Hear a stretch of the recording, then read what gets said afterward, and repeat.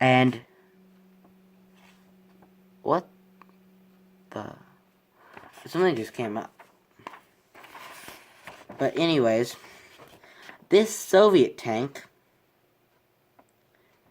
has the best suspension yet. Which means now it can move faster than the German tanks, and it has that slanted armor.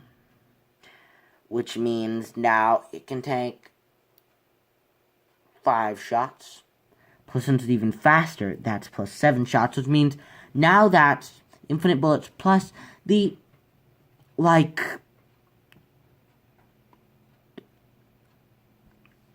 7 plus 5. My brain's freezing. But anyways, it's late. 7.5. 7 plus 5, which is 12. So, 12 artillery shots. Take this out. Now, 12 shots to take this out, and it has a decent gun. The Panzer IV has a big gun, but the Panzer IV can't hit this. Because the Panzer IV is such a big gun, it's now the death of the tank. Because the Panzer IV was not built to fight other fast tanks. The Panzer IV gun is literally not accurate at all. It cannot shoot very good. The 10 centimeter gun. And the other guns, the smaller guns, were more accurate, but they could not penetrate the slanted armor at all. So, you come to the day when you find you need something. So then, you need a new gun. You need a big gun, an 8.8 centimeter, but you need it accurate, which is where you get the Flak 88. So I'm going to look that up. Flak 88.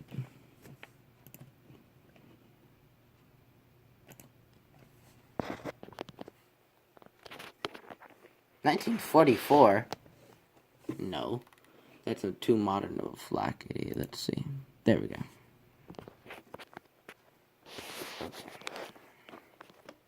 That's a Flak 88. Now, I'm trying to set my camera stand wrong. Now, how do you get that gun on a tank?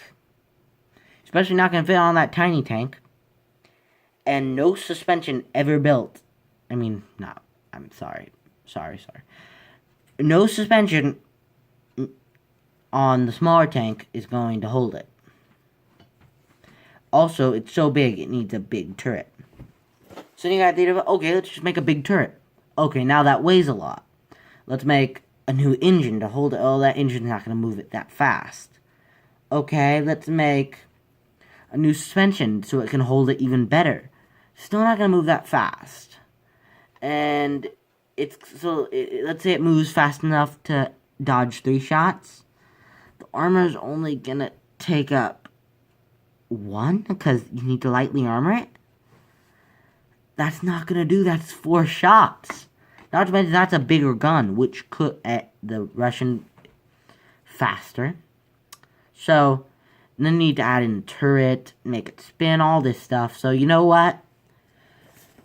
Who cares? The Germans decided to build a lot of armor. So all of a sudden, let's stop building small tanks. Let's build a huge tank. The Tiger.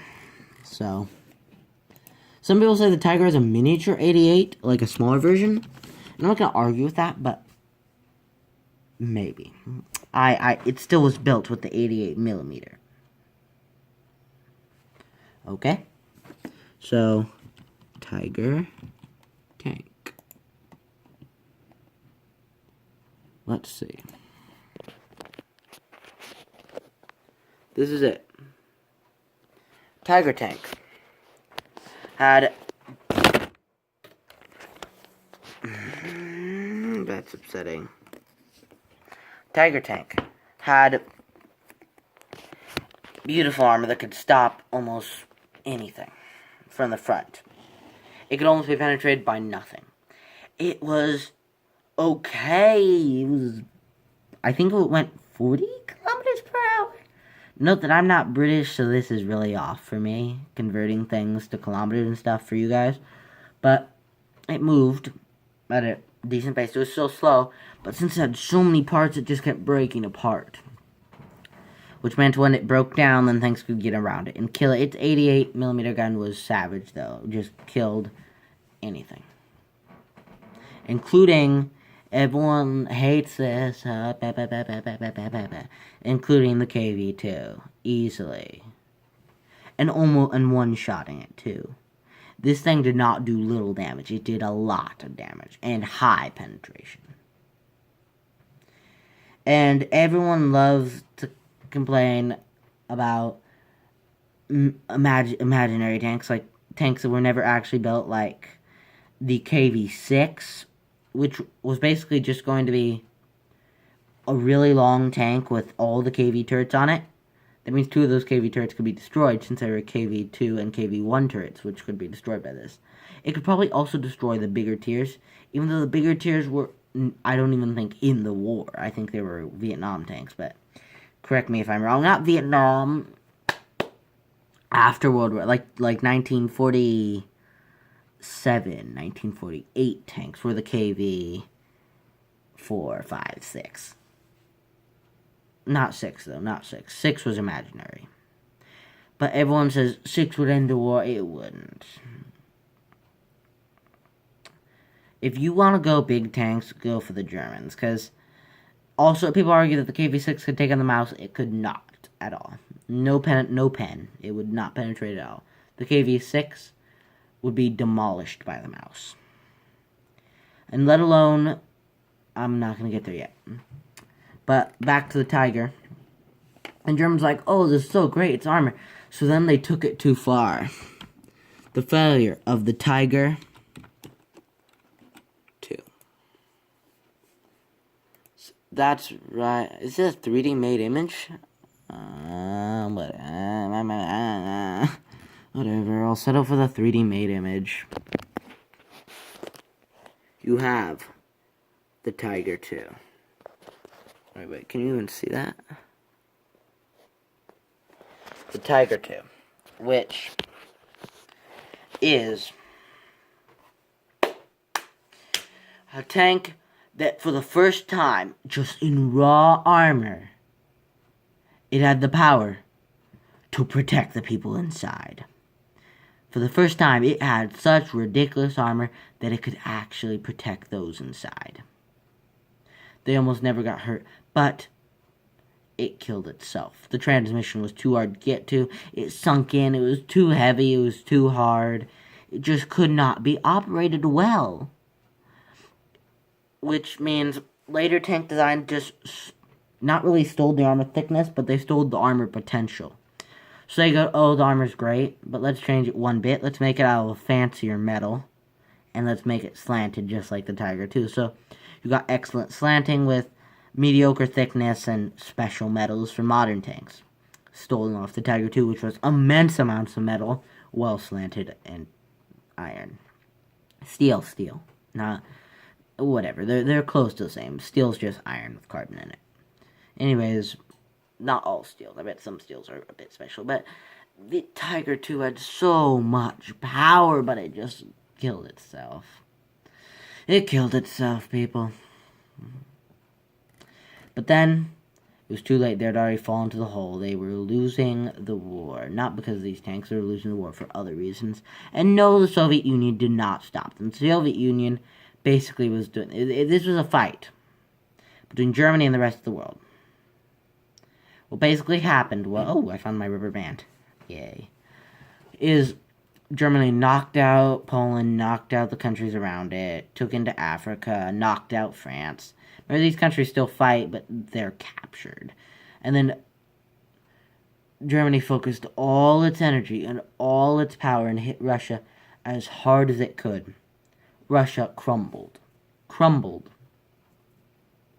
And then America hit Germany from behind. America was there with massive numbers, and Germany had already tired itself out beating up the Soviet Union, and it turned around and looked its forces out there, and it was like, oh, well, we already made Russia crumble, right? And then the Russian winter came, and then the ghost fighters in the city of demons, they basically just came a lot. All the people just were like hiding in every building, shooting. Just. And then the Germans started to back up in the Russian winter. Their tanks, not designed for winter at all. Tigers 2 sunk in. But it was time for something that would end the war. Something big and powerful.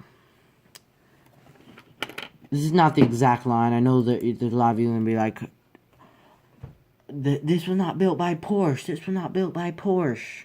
Well, the mouse was built by Porsche. And there was the Tiger P and then the Tiger 2P that never got much service. Just a lot of stuff. But I'm going along the classic line of German tanks that someone will think of smacking their head. Not the perfect line, but it's still a line. Now, this is where we get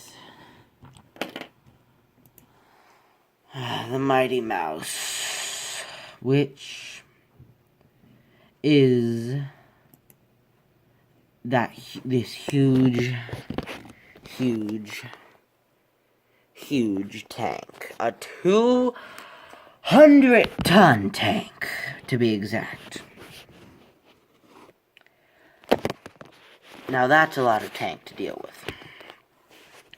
This tank had so much armor.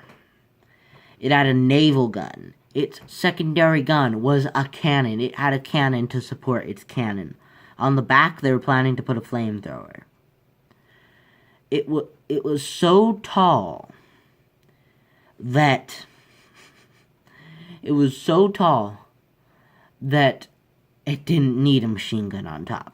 I know that sometimes they put machine guns on top, but the 2 mouses that were created, I don't think one had a machine gun. There was this tank called the Elephant that was a tank destroyer, but basically it didn't have a machine gun on top, so Russians just climbed on top, poured gasoline on the top of it, lit it on fire. It got super hot. All the crew died.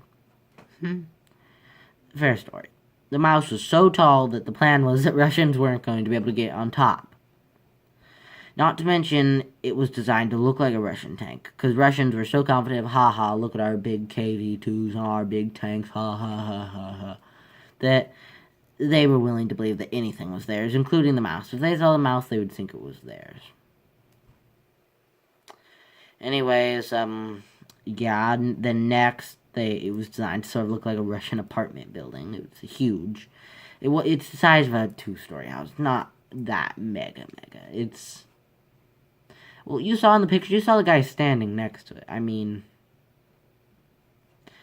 those are not short guys. I mean, the fact that they're taller than the top of the mouse, those guys were standing on the top of the chassis and standing next to the turret, proved that they were actually really tall, considering that on the internals of the mouse, the crew were planning to just stand up perfectly fine without hitting their heads. They were just going to stand up. The captain was probably going to sit, but, yeah, the inside of the mouse was just so spacious that you could fit, 20 people inside it.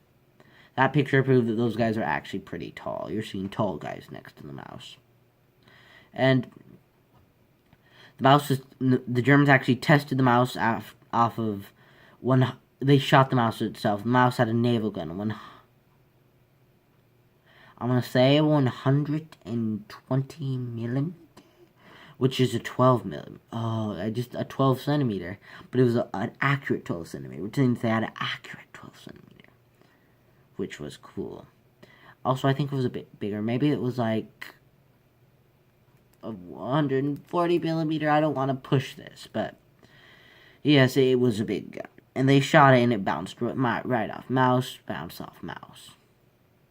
Which means that if it was a 12 centimeter gun, that means the pride of the Soviet Union at the time, the KV-3s and KV-2s and stuff, weren't going to do nothing since they had an inaccurate 10 centimeter. But the mouse was so slow, only 20 kilometers, 21.2 or something, kilometers per hour. I was stretchy. It's actually exercise. It's funny. Anyways, yeah. But by this time in the war, this was not the craziest idea they've had. Remember when I told you about the KV-6 being like a ridiculous design, but it could be literally ruled by the mouse just because the mouse had better armor than it, and the KV-6 just had a bunch, just was like a mobile artillery platoon? This is the true Mega Heavy, or whatever you want to call it.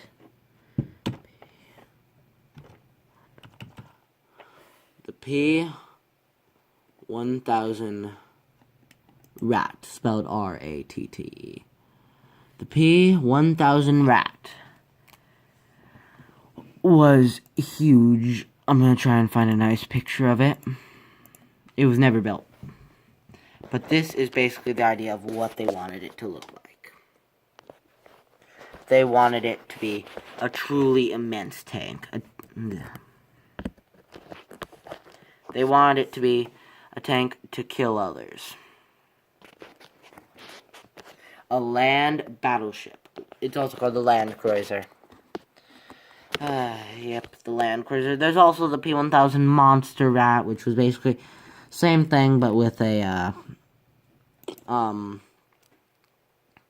what do you say? I'm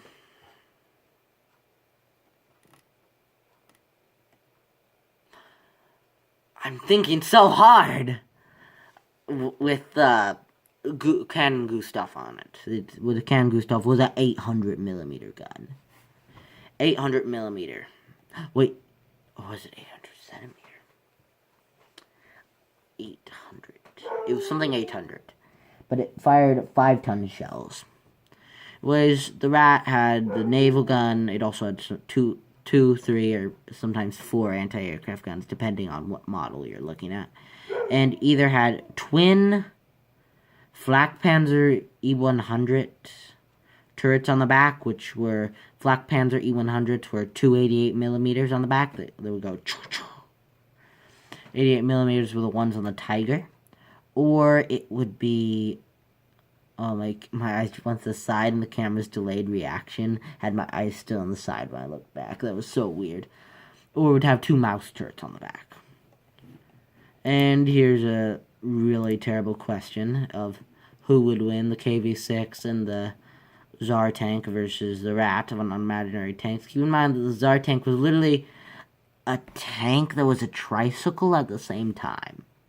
So imagine 2 gigantic spoked wheels, a body with a cannon and a machine gun turret on bottom, 2 turrets, and then in front a tracked wheel. Literally, it would get tipped over, it could get blown over by the wind. It was a terrible idea. It might have been built, though. I don't know. But the Tsar tank was, like, the worst idea ever. I mean, I almost want to have you look at this picture just to show you how terrible it is. But this is a who would win meme, which the point of it is to be funny. I looked up, you always get a meme. Whenever you look up, you're going to get a meme anyways. It just happens. But I looked at, my search is P-1000 Rat. Obviously, the Rat was spelled R-A-T-T-E, German spelling.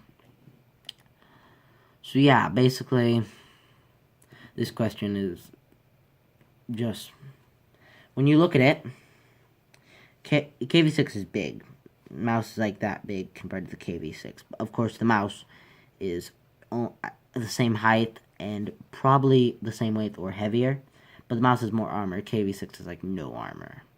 It's like a mobile but artillery platoon. The Tsar tank is like that tall, but like that big. It's like not very big. The Rat's like that big. The Rat would roll over the KV-6. I mean, literally. No damage whatsoever. Oh, cool. These are actually World of Tank memes, not just...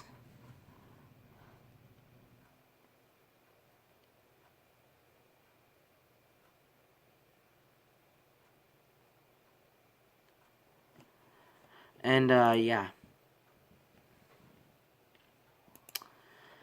I'm just... Okay, so... Here is a better picture of what the Tsar tank looks like. Notice the hilariousness of the Russian design.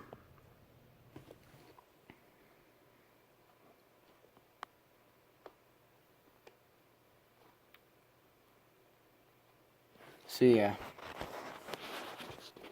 Really. Anyways, I'm going to set this up nicely. That question was absolutely. I just got hooked on it. I was going down and I got triggered. I was like, what? Someone not know someone not know fake history because the P1000 rat was never built. This is, I think, it's a toy, but it's still an interesting image of the rat. It's a rat with 3 mouses in front of it, and the classic what do you say? Germans flying saucer in the back. Because they were planning to build a flying saucer. They were even planning to build a giant mirror in space that would reflect the sun, melt hundreds of soldiers at once like candles. Like, you know, when you point a magnifying glass at, like, a toy soldier. But, like, millions of times bigger than that. They didn't actually build most stuff, but they did build a lot of stuff. Like, you know how if you get an X-ray in the same place a bunch, it will eventually burn you?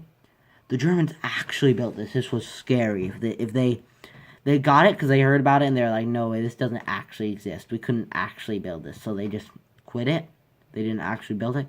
But it was a gun that would fire a beam of X-rays. So, you know how you can, like, trace an artillery shell, like, leaves a smoke trail or something? Completely invisible. The X-ray trail was invisible. And it would hit and destroy any Allied armor.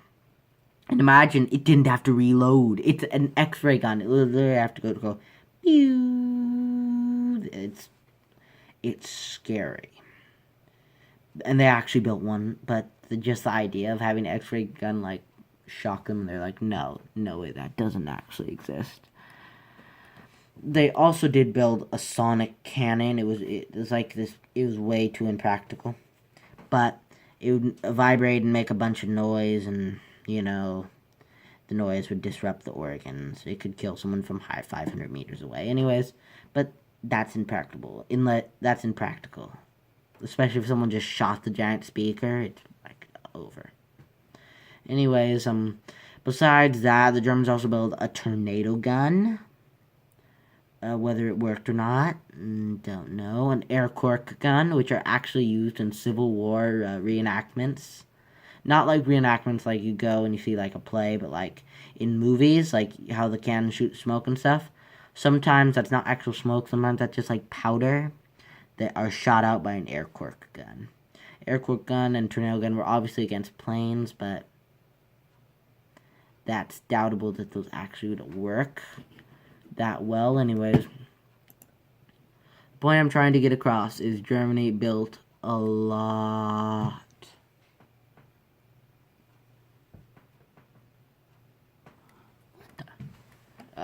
German words are confusing me.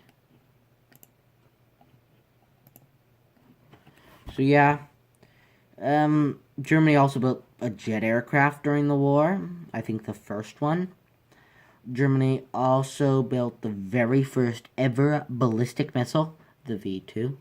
Very first cruise missile, V1 Buzz Bomb. It was also sort of, I guess you could say, the very first suicide plane, because the Buzz Bomb was planned to be piloted, but then they realized, oh, we can just put this large silver orb that had, like, positioning in it, and told it when to drop. Buzz bombs could be shot down, and they're very noisy. V2s could not be shot down, and they were unstoppable. That's why they were the unstoppable V2.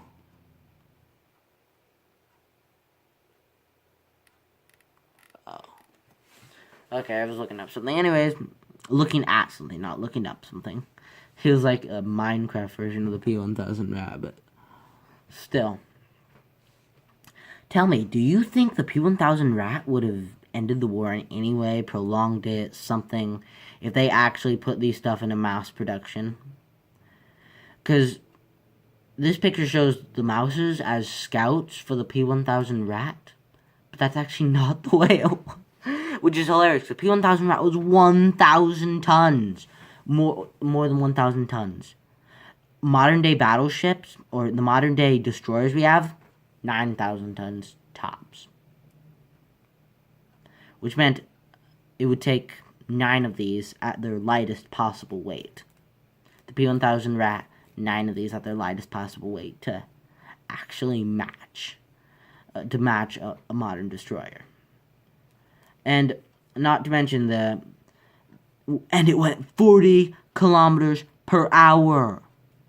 40! The mouse, which was 200 tons, or 180 tons, or so, just with the snorkel, I bet it was 270, but not really. The mouse only went 20 kilometers per hour. I'm gonna run out of film so quick. The mouse only went 20 kilometers per hour.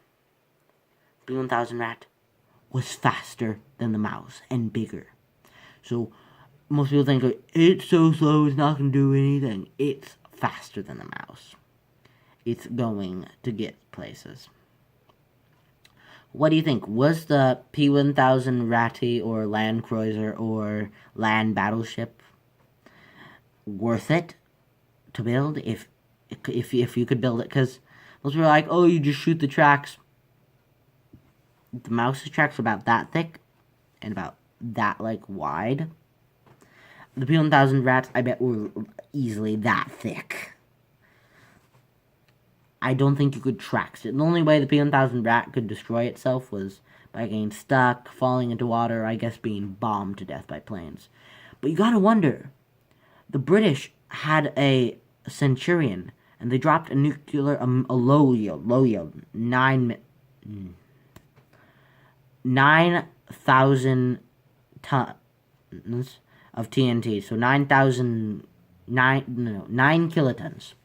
A 9 kiloton nuclear warhead 500 yards in front of the Centurion. Centurion survived, but not completely. All the tracks were destroyed.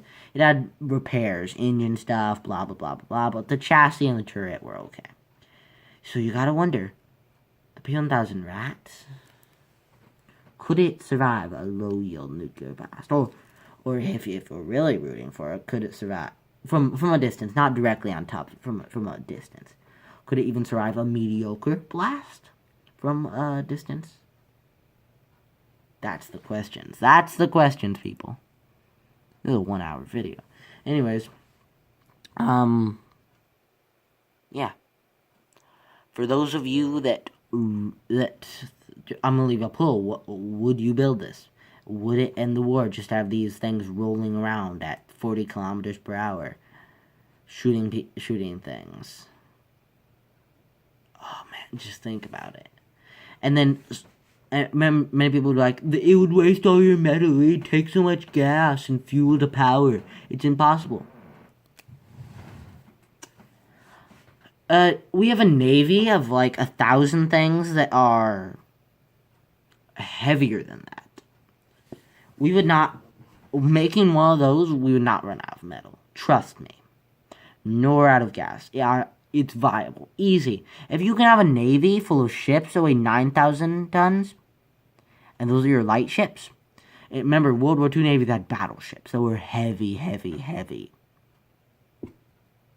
You could easily build this. Easy peasy. But it's just the idea confused people. They're like, big thing on land? What? Could you just imagine blue whale on land moving around? It would still be like, what? Is this thing bulletproof? Dinosaurs. Everyone's like, Jurassic Park. The dinosaurs are coming. They would knock over buses and they would run around rampant. They're not bulletproof. If the T-Rex fell over, it would die. That's according to actual science. Go check out Kyle Hill. Knock over a T-Rex, it's dead. It's from its own weight, just falling over. Just the idea of big things is what? It just eludes us. P1000 rat you could build it. It would take fuel, but so do battleships. It could be done. Would it be done, and should it be done? And imagine surrounding it with whirlwinds, just hundreds and hundreds of anti-aircraft tanks, along with mouses and stuff, to protect it from planes. You could have a viable army there. One thing in the middle to distract it. Back to World War I principle. Let's get that paper. Your millions of little tanks, or anti-aircraft guns, and then your P1000 rat. All full circle, baby. the P-1000 Rat to distract all the fire from all the little Whirlwinds, which are anti-aircraft tanks, and they go around protecting it from the planes. What do you think? What do you think? I know that that you'll still think of something to neigh it about, but I'm like, that's a viable army. That was the original plan, wasn't it? Anyways, I'm gonna shoot you guys with a rubber band now. Let's see. I got it this time. Bye.